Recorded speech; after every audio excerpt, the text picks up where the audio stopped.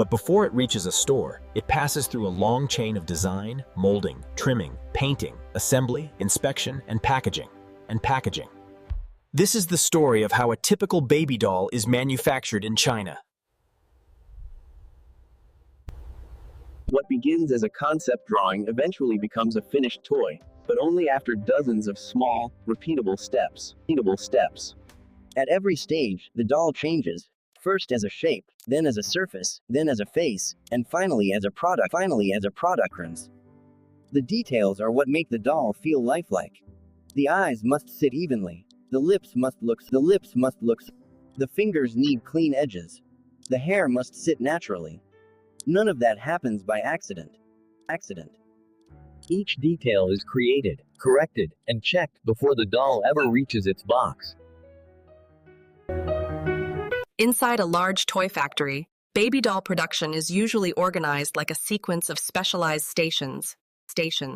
One team handles design. Another manages molds.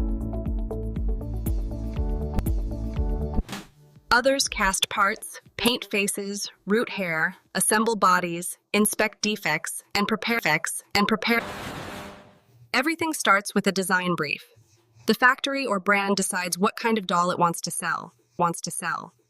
Softer, cuter, more realistic, more playful, or more premium.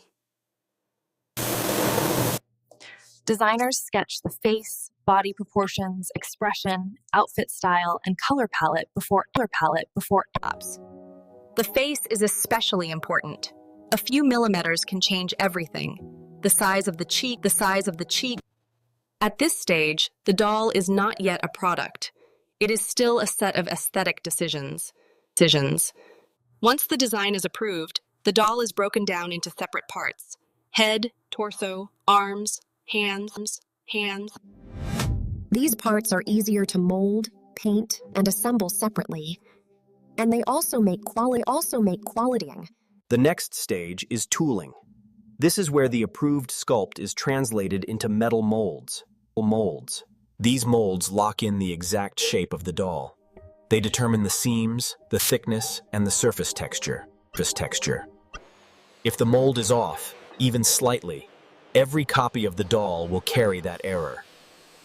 That is why mold making is one of the most important technical stages.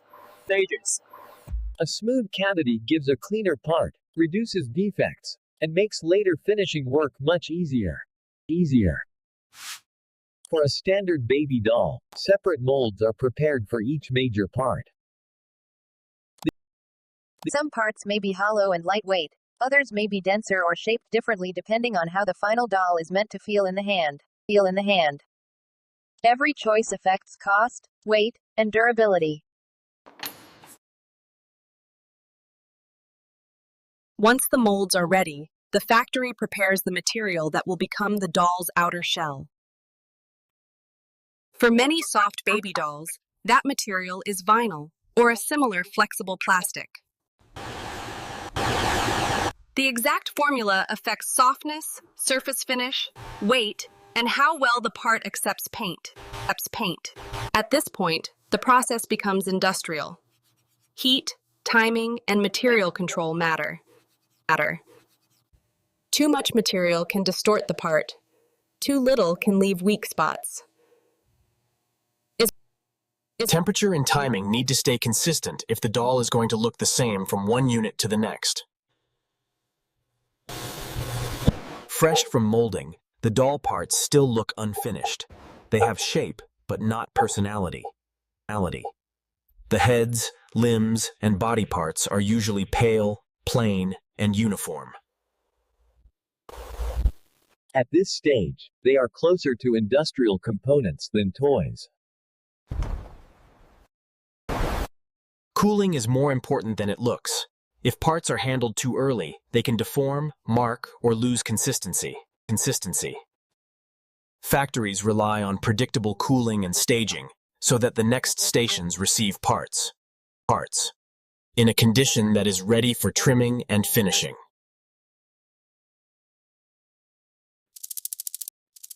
After cooling comes cleanup. Molding often leaves seam lines or extra material, sometimes called flash, where mold sections meet. Workers trim this away carefully so the face, neck, hands, and limbs look spurious. This stage can be surprisingly delicate. A rough edge on a finger, eyelid, or neck. Opening will stand out later, especially once paint is added. Good finishing work here saves time later and helps the doll feel better when handled by the customer.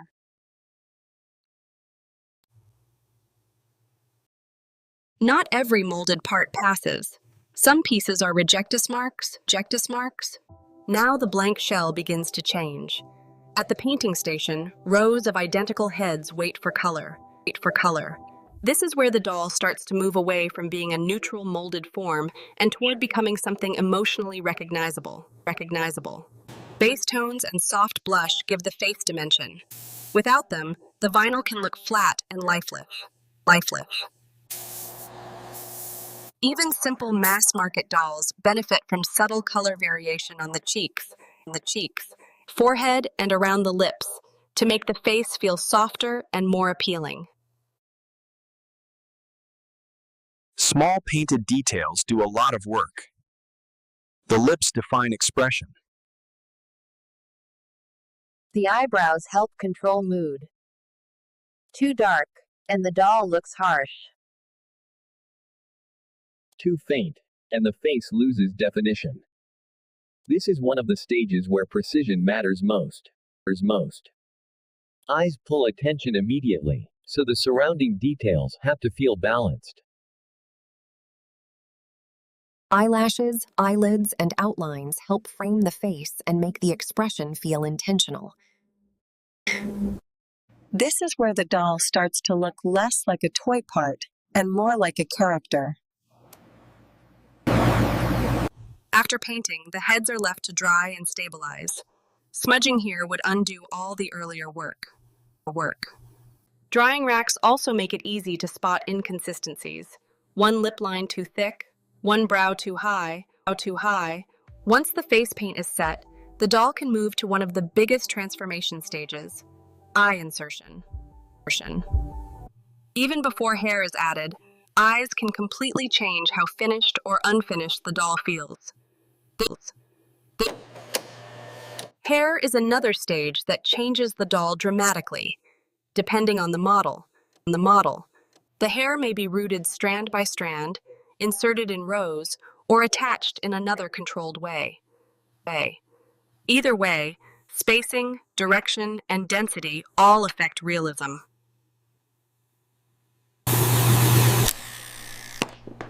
Once inserted, the hair still has to be shaped.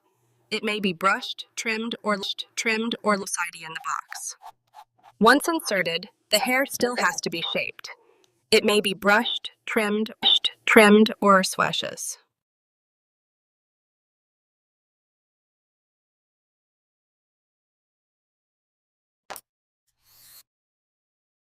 This is one of the clearest moments of transformation. The same molded shape that looked blank and industrial now has expression, gaze, and personality. The doll is still not complete, but it has crossed the line from part to character. For many baby dolls, the body is softer than the head and limbs. Cloth bodies can make the doll lighter, softer to hold, and easier to position in packaging. This stage shapes how the toy will feel in a child's arms. Bodies may be stuffed to a target softness and weight. Some models also include simple internal sound units or other features. The factory balances feel, cost, and durability here because the finished doll needs to survive transport. Shelfsy brings all the separate parts together. Head, body, arms, and legs are joined and checked for fit and movement. Once assembled, the doll finally has full form, but it still needs styling, inspection, and packaging. At this point, workers often test how the doll feels in motion. Arms and legs should move the right amount. The head should sit securely. Nothing should feel loose, stiff, or misaligned. The toy must not just look finished. It has to function properly too. Clothing is more than decoration. It defines category, price, and mood. A plain onesie signal choice. A layered outfit can make the product feel more premium. Tiny fabrics and accessories help for perpetrators. Dressing the doll is one of the last visible transformation steps. Once the clothing is on, the doll starts to resemble the exact product the customer will see in an advert, on a shelf. Final styling matters because packaging freezes the doll in a first impression.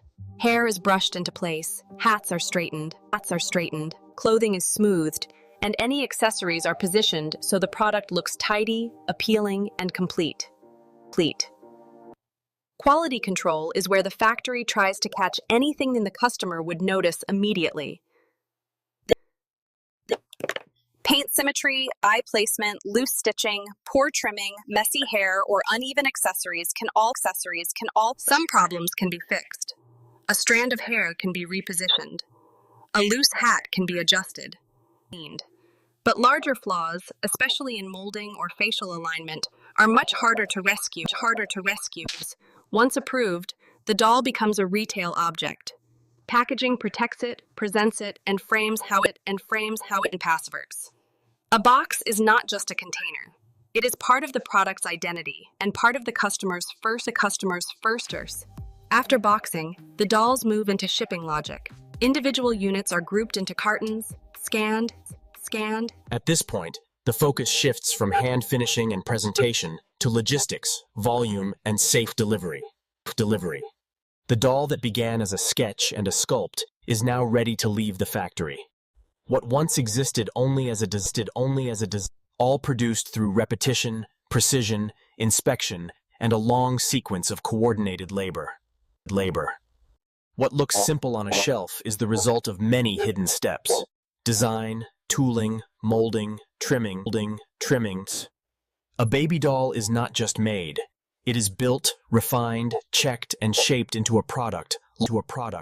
Thank you for watching, Mnience. If you enjoyed this inside look at how baby dolls are made, like the video.